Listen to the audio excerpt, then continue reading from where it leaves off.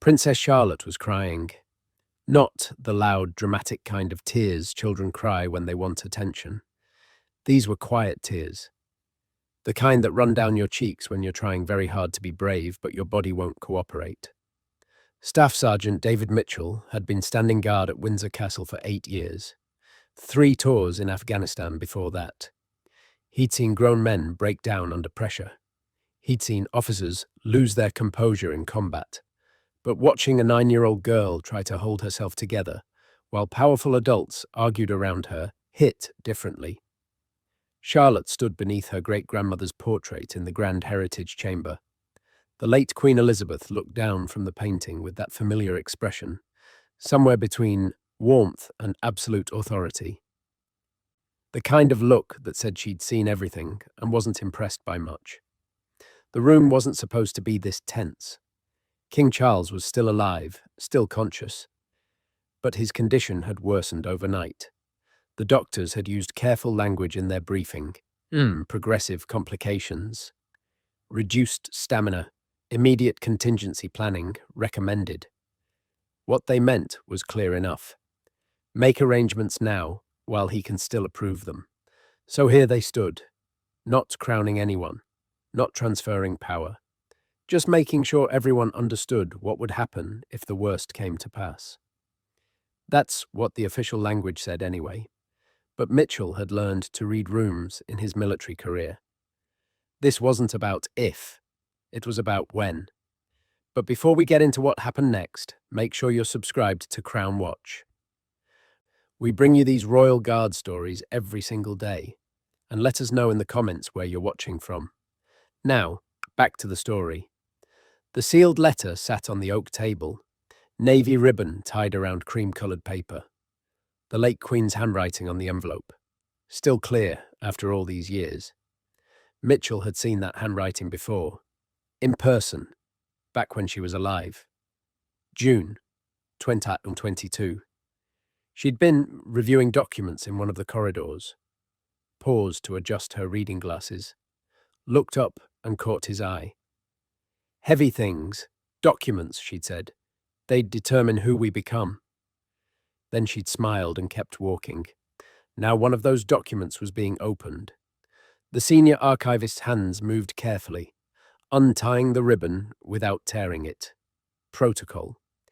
Everything had to be preserved exactly as it was. Mitchell watched from his position near the eastern archway.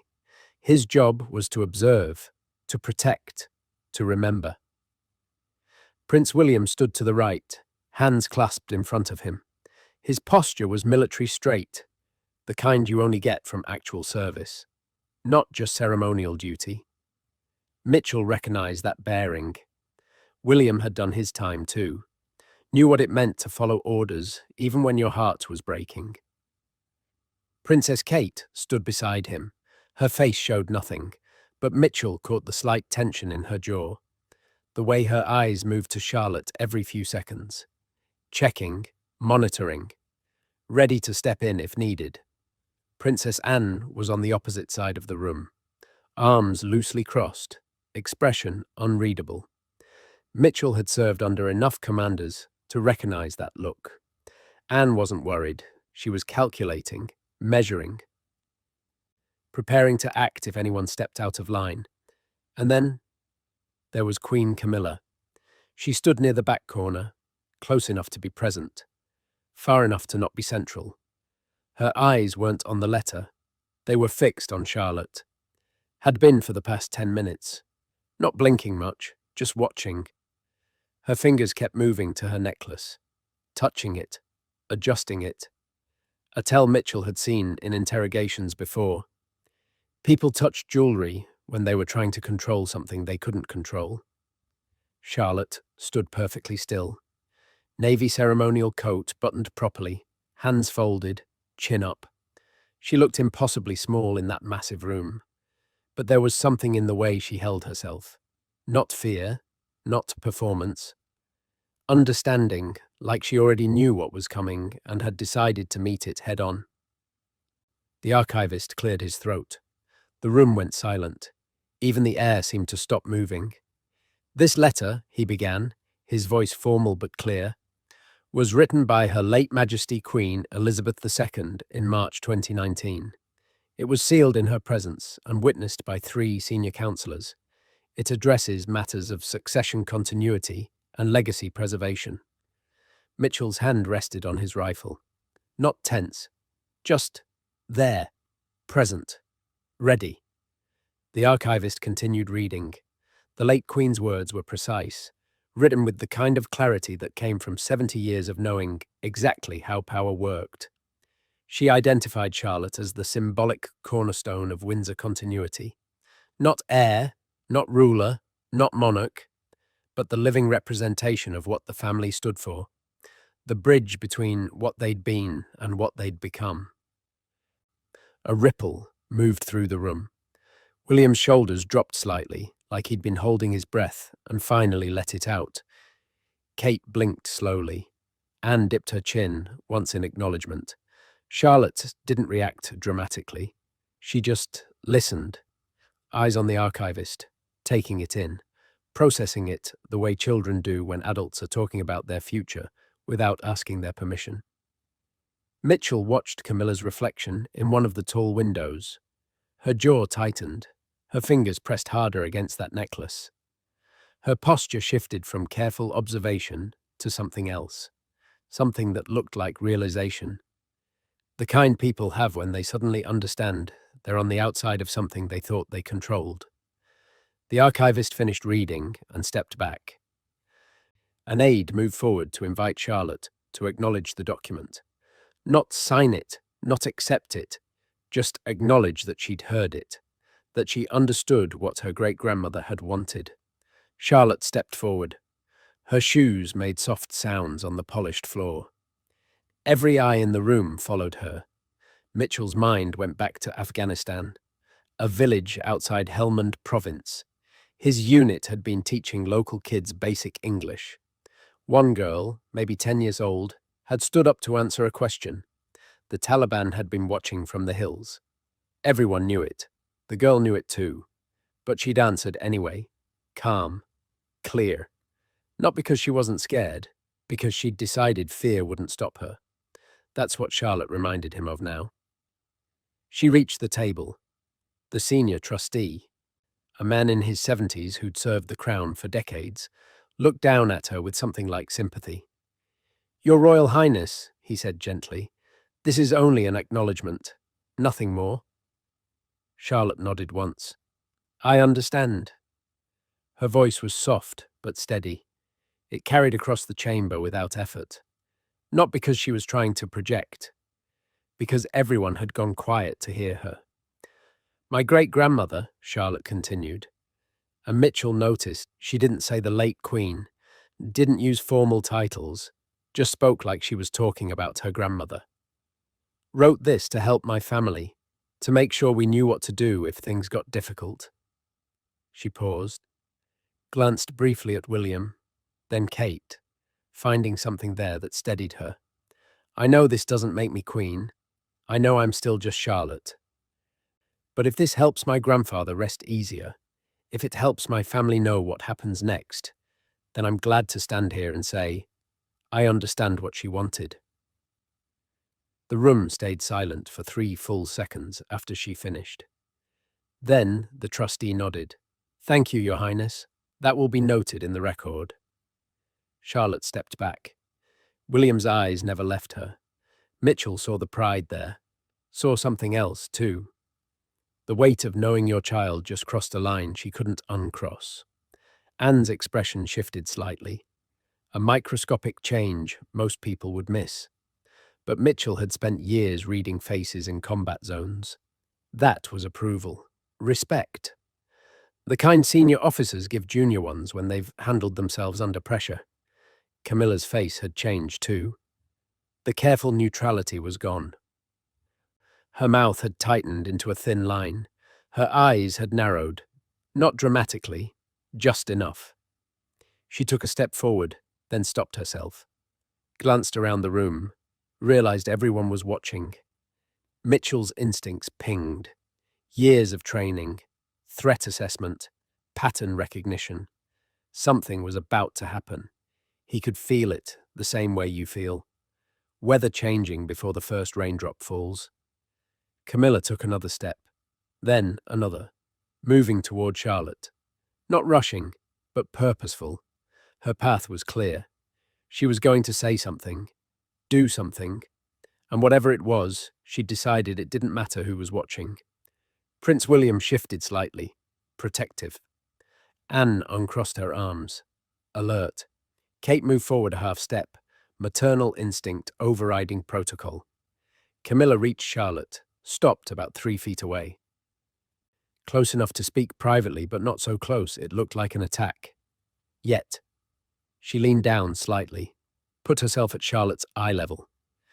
The gesture might have looked caring to someone who didn't understand body language, but Mitchell saw the tension in Camilla's shoulders, saw her hands clench and release. "You think this makes you special?" Camilla's voice was low, but not quiet enough. Mitchell heard every word from 30 feet away. "You think standing there and saying yes makes you queen?" Charlotte's face stayed calm. "I never said it did." "Your great-grandmother wrote that letter when she was confused," Camilla continued. Her voice had gotten slightly louder. "When she didn't understand how things had changed. The monarchy doesn't need symbolic cornerstones. It needs people who actually understand how to rule."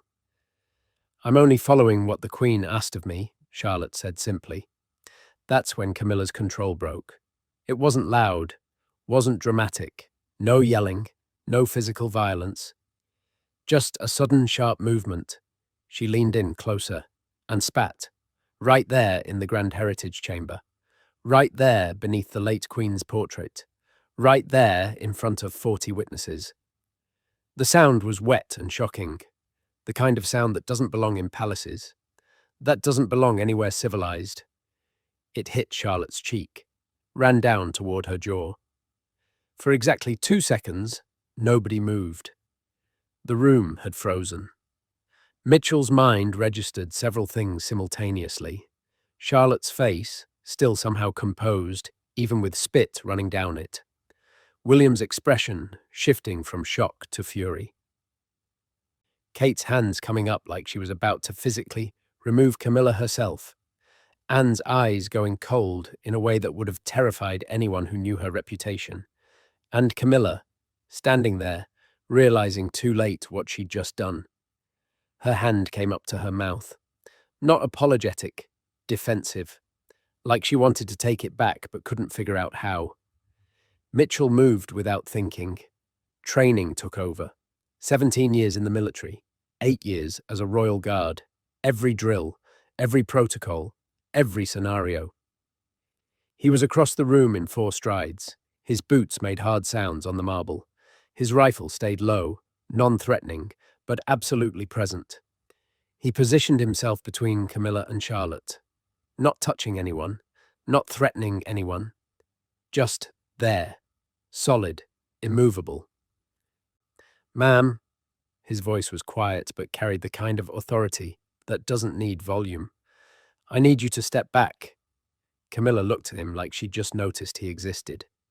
"Excuse me? Step back, please." Mitchell didn't raise his voice. Didn't need to. "Now, do you know who I am?" Camilla's tone had shifted, outrage replacing shock. "Yes, ma'am. I need you to step back anyway." William had moved forward now. So had Anne. Kate had wrapped her arm around Charlotte, who still hadn't made a sound. Just stood there with her mother's embrace, spit still visible on her face. Looking at Camilla with something that wasn't hate or anger. Just sadness. Like she'd watched an adult fail at being an adult. "Sergeant Mitchell." Anne's voice cut across the chamber. Not loud, not soft. Just absolutely clear. "Status report." Mitchell kept his eyes on Camilla. "Physical assault on a royal family member, ma'am, witnessed by myself and 40 others. Perpetrator has been asked to step back and has refused." Anne moved closer, every step deliberate. When she spoke again, her voice had dropped to a temperature Mitchell associated with combat officers, about to end an argument permanently. "Camilla," Anne said. "Not your Majesty." Not your Royal Highness, just the name. You have 5 seconds to step away from my grandniece. After that, Sergeant Mitchell will have full authority to enforce removal protocols. Your choice. Camilla's face went through several expressions in rapid succession. Disbelief, anger, fear, understanding. She looked around the room, saw William's face, saw Kate's face, saw the other guards moving into position, saw that nobody was coming to defend her, nobody was stepping up to say this was an overreaction. Because it wasn't an overreaction. She'd just spat on a 9-year-old child, on camera, in front of witnesses, in the middle of a succession acknowledgement. There was no interpretation that made that okay, no context that excused it, no title that protected you from the consequences. Mitchell's radio crackled. The guard commander's voice came through clear and calm. All units, code Saffron, secure the heritage chamber. No one enters, no one leaves without my direct authorization. Code Saffron. Mitchell had heard it once before, 3 years ago. A minor security breach involving a mentally unstable tourist. It meant lock everything down and treat everyone as a potential threat until sorted out. But this was different. This wasn't a breach from outside. This was a breach from inside, from someone who was supposed to be protected by protocol, not subject to it. Anne was still waiting, still watching. Her 5 seconds had passed, but she hadn't given Mitchell the order yet, giving Camilla one last chance to make the smart choice. Camilla stepped back. Finally. Her face had gone pale. Her hands were shaking slightly. She looked at Charlotte one more time, opened her mouth like she was going to say something, then closed it again. Kate had pulled a handkerchief from somewhere, was gently cleaning Charlotte's face, murmuring something Mitchell couldn't hear. Charlotte's eyes stayed on Camilla, though, still that sad, disappointed look. Not triumphant, not vengeful, just tired, like she'd just learned something about human nature. She wished she hadn't. The guard commander entered through the main doors. Captain Richard Wells, 23 years in the military, former special forces, the kind of man whose presence changed the temperature of a room. He walked straight to Mitchell, stood beside him, looked at Camilla with the kind of professional assessment Mitchell had seen dozens of times, measuring, categorizing, determining threat level and appropriate response. Sergeant Mitchell, Wells said quietly, your report. Mitchell gave it. Exactly what he'd seen. Exactly what he'd done. No interpretation. No judgment. Just facts. Years of training had taught him that in situations like this, facts were weapons. Use them precisely. Wells nodded, turned to Anne. Your Highness, recommendation. Anne's eyes hadn't left Camilla. The assault occurred during an official succession acknowledgement ceremony.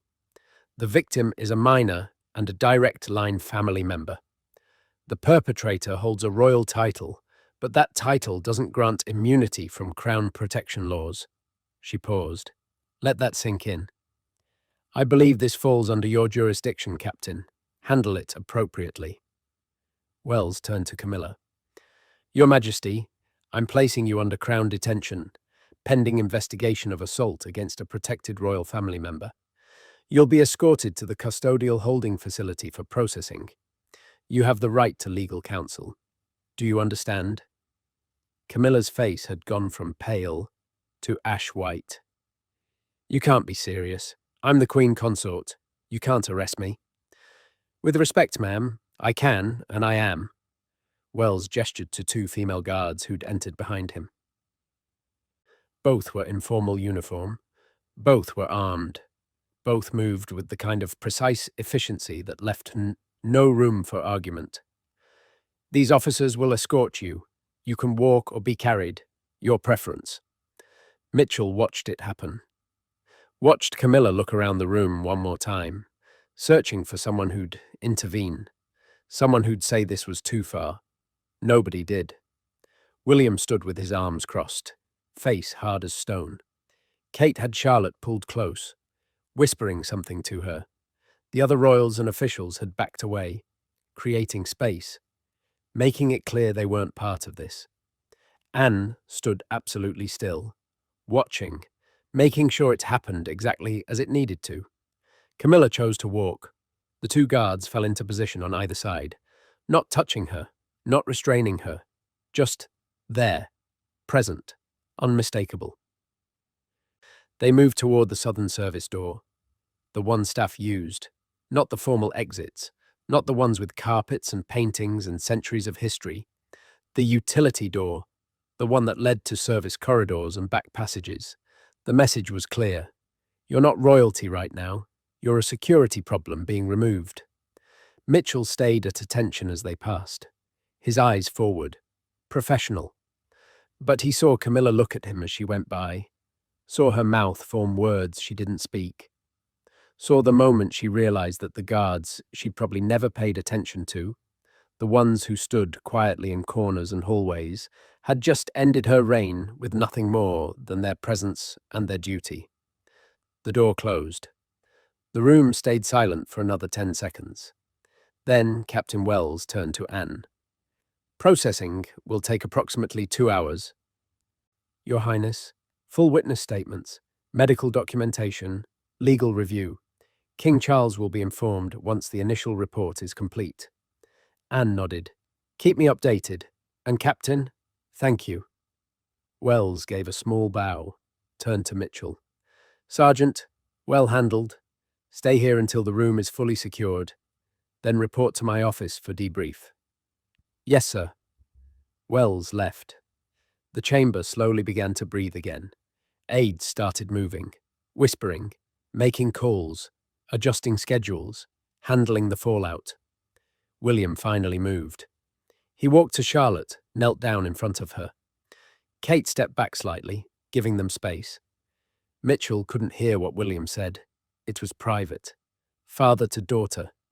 But he saw Charlotte nod, saw her small hand reach out and touch William's face. Saw William's composure crack just slightly before he pulled her into a hug. Kate looked at Mitchell, caught his eye across the room, mouthed 2 words. Thank you. Mitchell gave a small nod. That's all protocol allowed. But it was enough. Charlotte pulled back from William, looked around the room. Her eyes found Mitchell's. She didn't smile, didn't wave, just looked at him with that same serious expression she'd had all day.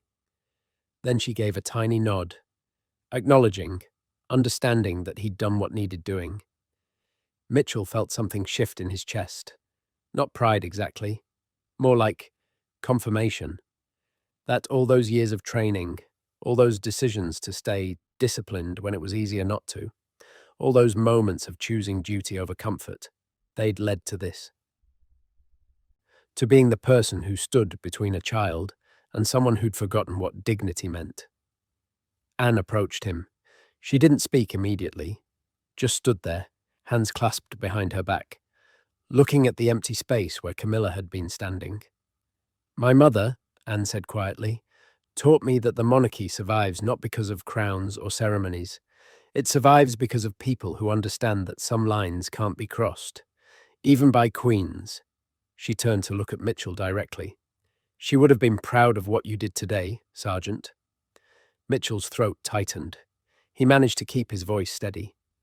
Just following protocol, ma'am. No. Anne's voice was firm. You followed your conscience. Protocol gave you permission. Conscience made you act, she paused. There's a difference. She walked away then. Back to Charlotte. Back to family.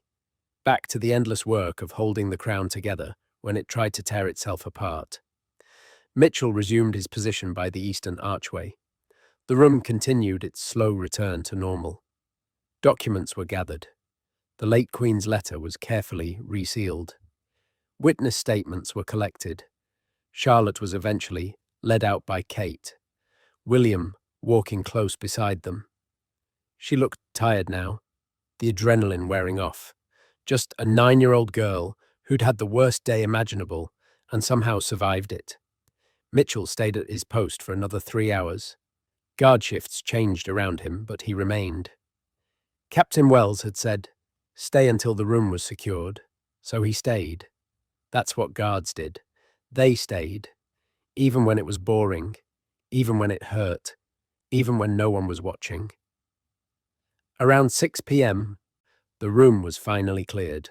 All witnesses gone, all evidence logged, all protocols satisfied. A junior officer came to relieve him. Mitchell saluted, transferred position, and headed to Wells's office for debrief. The corridors felt different, quieter, like the castle itself was processing what had happened. Staff moved past him without making eye contact. He wasn't sure if it was respect or fear, maybe both. Wells's office was on the third floor of the north wing. Military sparse, desk, 2 chairs, filing cabinets, a single photo of Wells and his unit from his Special Forces days. No decoration, no ego, just function. Wells was reading reports when Mitchell knocked. He gestured to the chair. "Sit." Mitchell sat. Wells finished reading, set the papers aside, and looked at him directly. "You made a split-second decision that could have ended your career," Wells said. His tone was neutral. Not praise, not criticism, just observation. If you'd been wrong, if she'd been reaching for Charlotte to apologize, if there'd been any ambiguity at all, you'd be the one in detention right now. "Yes, sir, but you weren't wrong." Wells leaned back. "Your report matches 15 other witness statements exactly. The video footage confirms your position and timing. Princess Anne personally vouched for your judgment. Prince William sent a message asking me to make sure you understand their appreciation." He paused. "You did everything right." Mitchell didn't respond, wasn't sure what to say. "Here's the part that's not official," Wells continued. His voice dropped slightly, more personal now. "What you did today matters. Not just because you protected a child, but because you showed that the crown still has teeth, that titles don't override law, that we're not just decorative." He stood. Mitchell rose with him. "The monarchy needs guards who understand that sometimes the biggest threat comes from inside the gates. You proved today that we have them." Wells extended his hand. Mitchell shook it, firm, respectful. Between soldiers who understood what commitment actually cost. "Go home, Sergeant. Get some rest. Tomorrow this will be all over the news and your name will probably leak. Be ready for it. And remember, you didn't do anything wrong. You did exactly what you were trained to do." Meanwhile, across the palace grounds, Camilla's processing was underway. The Crown Custodial Division occupied an old Georgian building most tourists never saw. No marble halls here, no portraits of ancestors, just plain walls, functional furniture, and the quiet machinery of institutional accountability. Camilla sat in a holding room, not a cell, not yet, just a plain room with a table and 3 chairs. One window, fluorescent lights, the kind of space designed to be neutral, to strip away pretense and deal with facts. 2 investigators sat across from her, Metropolitan Police, specially trained for royal protocol violations. Detective Inspector Sarah Chen and her partner, Detective Sergeant Marcus Webb. Both had been doing this for over a decade. They'd handled security breaches, staff theft, tourist incidents, but never this. Never a titled royal-facing assault charges. Chen opened her folder, pulled out the initial report. Mitchell's account, precise, detailed, devastating in its clarity. "Your Majesty," Chen began, her voice professional but not unkind, "we need your statement regarding the incident in the Grand Heritage Chamber at approximately 2:47 p.m. today." Camilla didn't respond immediately, just sat there, hands folded. Her eyes were red. Not from crying exactly, more from the kind of exhaustion that comes when your world inverts in the span of an hour. "I didn't mean to," she finally said. Her voice was quiet, different from the sharp tone Mitchell had heard earlier. It was a moment of, I lost control. Webb was taking notes. Not typing, handwriting. Something about handwritten notes felt more official, more permanent. Can you describe what led to that moment? Camilla looked at the ceiling, collecting herself, or maybe just avoiding eye contact. Charlotte was standing there, so composed, so certain. Like she'd already won, like Elizabeth's letter was some kind of divine proclamation, and everyone was just accepting it. Not questioning, not thinking about what it meant for Charles, for me, for everything we'd built. And that made you angry? Chen's voice stayed neutral. Yes. The word came out sharp, then softer. Yes. I've spent 17 years earning respect, proving myself, showing I could serve the crown. And in one afternoon, a 9-year-old child with a piece of paper, written by a woman who never fully accepted me, just replaced everything. Webb stopped writing, looked up. With respect, ma'am, Princess Charlotte wasn't replacing anything. She was acknowledging her great-grandmother's wishes regarding succession continuity. That's not the same as being elevated above you. Isn't it? Camilla's voice had an edge now. You weren't in that room. You didn't see how everyone looked at her, how they all just accepted it, how Anne smiled, how William looked so proud. It wasn't about continuity. It was about showing me where I actually stand, which is apparently nowhere. Chen let the silence sit for a moment, a technique Mitchell recognized from his own interrogation training. Let people fill silence. They often told you more than questions would extract. What happened next? Chen prompted gently. I approached her. I wanted to make her understand. She's a child. She doesn't grasp what this really means, what she's stepping into. Camilla paused. I asked her if she thought this made her special, if standing there and nodding made her queen. And how did Princess Charlotte respond? She said, Camilla's voice caught slightly. She said she never claimed it did, that she was just following what the queen asked of her. That's when you spat at her. It wasn't a question. Chen's tone made it a statement, a fact to be confirmed or denied. Camilla's face went through several expressions. Shame, defensiveness, resignation. Yes. Why? I don't know. It came out almost as a whisper. In that moment, I wanted her to feel as small as she'd made me feel. I wanted everyone to see that she wasn't this perfect symbol, that she could be affected, hurt, made vulnerable. Webb's pen stopped moving. Chen's expression didn't change, but something in the air shifted. They'd gotten what they needed. A confession, motive, intent, everything required to move forward. Your Majesty, Chen said carefully, you understand that what you've just described constitutes assault against a minor. Under Crown protection laws, which apply during succession proceedings, that's a serious offence, regardless of your title or position. Camilla nodded slowly. I understand. The interview continued for another 40 minutes. Procedural questions, timeline clarification, witness identification. By the end, the picture was complete. No ambiguity, no legal complexity. Just a straightforward violation of law. At 7 p.m., Camilla was formally charged. Not arrested in the criminal sense. The Crown doesn't arrest its own that way, but charged under internal protocols that carried consequences just as severe. Loss of title, loss of position, loss of everything she'd worked for. She was moved to a secure residence on the outer edge of the Windsor estate. Not a prison. The monarchy doesn't do that to titled members, except in the most extreme circumstances.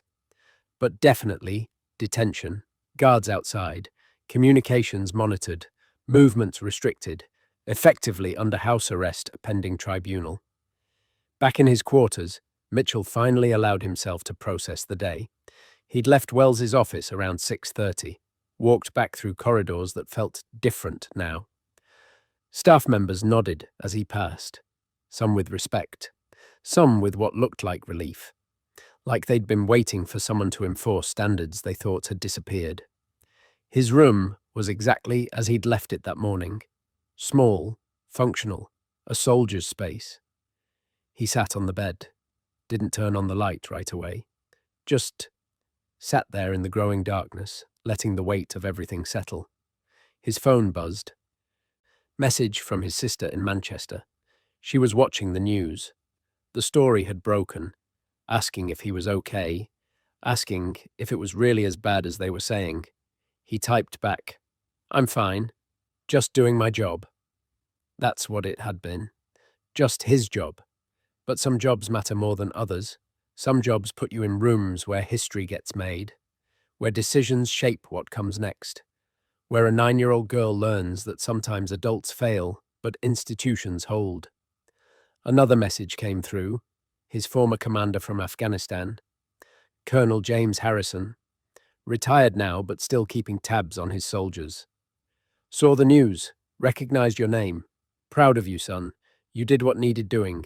Stay strong. Mitchell stared at those words. Stay strong. Harrison had said that a lot during their deployment, usually before difficult missions, before moments that would test them. Harrison had always believed that strength wasn't about aggression or dominance. It was about standing firm when pressure mounted, about being immovable when everything around you wanted to move you. Mitchell had been immovable today, and it had cost someone their position, their title, their place in history. That weight wasn't insignificant. Even when you knew you were right, even when duty demanded it, there was still weight. He thought about Charlotte, about her face when Camilla spat, about how she'd stayed calm when most adults would have broken down, about her thanking him without words, just that small nod, that acknowledgement of one human protecting another. The military had taught him a lot: tactics, strategy, discipline. But Afghanistan had taught him the most important lesson. That real courage isn't about not being scared. It's about being terrified and doing the right thing anyway. It's about standing between danger and innocence, even when you're not sure you'll survive it. Charlotte had shown that courage today. So had he. Different kinds, different pressures, but the same basic choice. Do what's right or do what's easy. They'd both chosen right. His phone buzzed again. This time a group message. The other guards, from today. Not saying much, just checking in. Making sure everyone was okay. That's what units did, looked after each other, especially after difficult operations. Mitchell responded with a simple thumbs up. Enough to show he was functional. Not enough to invite long conversations. He wasn't ready for those yet. He finally turned on the light, changed into civilian clothes. Looked at himself in the mirror. Same face he'd had this morning. Same scars from Afghanistan. The one along his left eyebrow from shrapnel. The smaller one on his jaw from a vehicle accident during training. Same grey eyes that had seen too much but somehow kept looking. But something had changed. Not visible, just felt. The weight of knowing that when the moment came, when everything was on the line, he'd stood where he was supposed to stand. He pulled out the small medal Anne had given him, looked at it under the light. For service beyond protocol. The engraving was clean, professional, the kind of craftsmanship the palace was known for. But what struck him most was the date. Today's date. They'd made this medal today, commissioned it, engraved it, presented it, all in a matter of hours. That spoke to urgency, to importance, to the family understanding that what he'd done needed immediate recognition. Not next week, not next month, today. While the moment still mattered, Mitchell set the medal carefully in his desk drawer. Not hidden, just secured. He'd figure out what to do with it later. Frame it maybe, or just keep it there. A reminder that sometimes doing your job meant changing history. That was enough. The next morning started early. News coverage was everywhere. BBC, CNN, international press. The headlines ranged from shocked to outraged to analytical. Queen Camilla arrested after assault. Royal family in crisis. 9-year-old princess at center of constitutional emergency. Ancient protocol invoked at Windsor Castle. Mitchell's name hadn't leaked yet. That was good. Gave him maybe 24 hours before the calls started, before reporters found his address, before the whole circus descended. He reported for duty at 7 a.m. Same routine, same uniform, same rifle inspection. The other guards knew, obviously. Word spread fast in close quarters, but nobody said anything. Just respectful nods, slight acknowledgements. The kind soldiers give each other when one of them has been tested and passed. Around 9 a.m., a palace aide found him. Young woman, professional bearing. Sergeant Mitchell, Princess Anne would like to see you. Private meeting, her study. Mitchell followed. Anne's study was in the private family wing. He'd never been there before. Guards typically stayed in public areas. This was crossing a line, but apparently lines were being redrawn. Anne was at her desk when he arrived. She gestured to a chair. He sat. She finished writing something, set down her pen, and looked at him with that direct gaze she was famous for. The investigation is complete, she said without preamble. 42 witness statements, video evidence from 3 angles, medical documentation, legal review from 2 constitutional experts. She paused. It's airtight. Camilla assaulted a minor during an official ceremony. The Crown detention was legally justified. Your intervention was appropriate and necessary. Mitchell stayed quiet. Let her continue. King Charles was informed this morning. She searched for the word, devastated, but clear-headed. He's authorized a formal proceeding. Camilla will face a Crown tribunal within the week. The charges are assault, interference with succession proceedings, and conduct unbecoming of a titled royal. Anne stood, walked to the window, looked out over the gardens. She'll lose the title. Queen Consort will be revoked. She'll remain a duchess, still have security, still have a residence, but she'll never attend a state function again, never represent the Crown, never speak on behalf of the monarchy. She turned back to Mitchell. This will cause damage, to Charles, to the family, to the institution. People will pick sides. Some will say we overreacted, others will say we didn't go far enough. There's no version of this that doesn't hurt. But it was the right thing to do, Mitchell said quietly. Yes. Anne's voice was firm. It was, because some things matter more than comfort or appearance or political calculation. What matters is whether a child can stand in a palace and know she's protected. Whether guards like you can enforce the law without fear. Whether the Crown still has the spine to police itself. She returned to her desk, pulled out a small box, opened it. Inside was a medal, silver, engraved, the kind given privately, not publicly, for service that can't be celebrated but must be acknowledged. This is from the family, Anne said. Not the institution. From William and Catherine. From Charles, despite everything. From me. From everyone who understands that you didn't just protect Charlotte yesterday. You protected the idea that there are still standards, still lines, still consequences. She handed him the box. Mitchell took it, looked at the medal, read the inscription. For service beyond protocol, dated yesterday. Signed by multiple royal family members. Thank you, ma'am. No. Anne's voice was gentle now, not her usual sharp tone, something softer, more personal. Thank you, Sergeant. You gave us back something we'd been losing, credibility, standards. The belief that we mean what we say about duty and service and protection. She paused. My mother would have been very proud. Mitchell left 20 minutes later. The medal was in his pocket. The weight was insignificant. The meaning was everything. He returned to his post. Regular duty, stand, watch, observe, protect.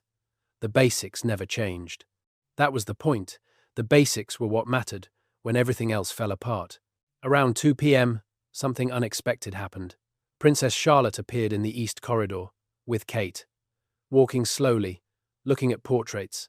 A normal afternoon activity, except they stopped near where Mitchell was stationed. Kate said something to Charlotte.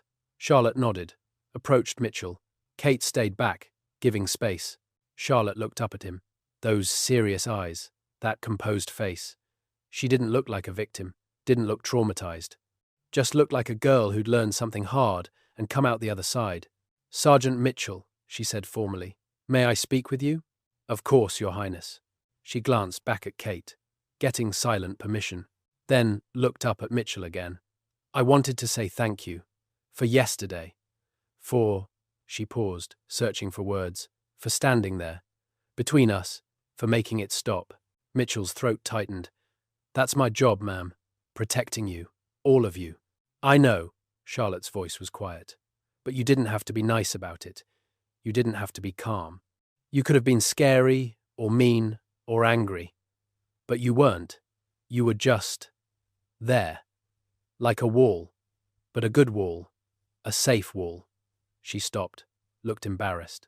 That doesn't make sense. It makes perfect sense, Mitchell said. And it did. Because that's exactly what guards were supposed to be. Walls between safety and chaos. Strong but not threatening. Present but not invasive. There when needed. Invisible when not.